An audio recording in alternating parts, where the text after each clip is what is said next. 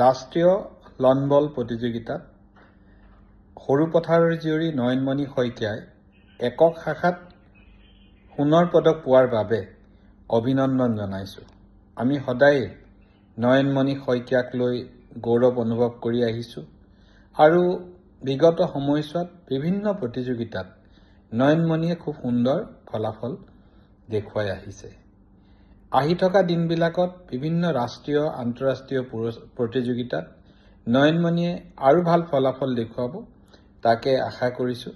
তাৰ লগতে ৰাষ্ট্ৰীয় লন বল প্ৰতিযোগিতাত অসমৰ বাকী যিকেইজন খেলুৱৈ সফলতা অৰ্জন কৰিলে, সৰুপথাৰ সমষ্টিৰে জীনা বৰুৱাই অহা নেশ্যনেল গেমছৰ কাৰণে যোগ্যতা অৰ্জন কৰিলে, মই সকলোকে আন্তৰিক অভিনন্দন জনাইছোঁ আৰু ভৱিষ্যতৰ দিনত তেখেতসকলৰ পৰা খুব ভাল যাতে আমি ফলাফল পাওঁ, ৰিজাল্ট পাওঁ, তাৰ বাবে ভগৱানৰ ওচৰত প্ৰাৰ্থনা কৰিছোঁ। যিকোনো খবৰৰ বাবে যোগাযোগ কৰক 7099017330 লগতে 7099017110 নম্বৰত।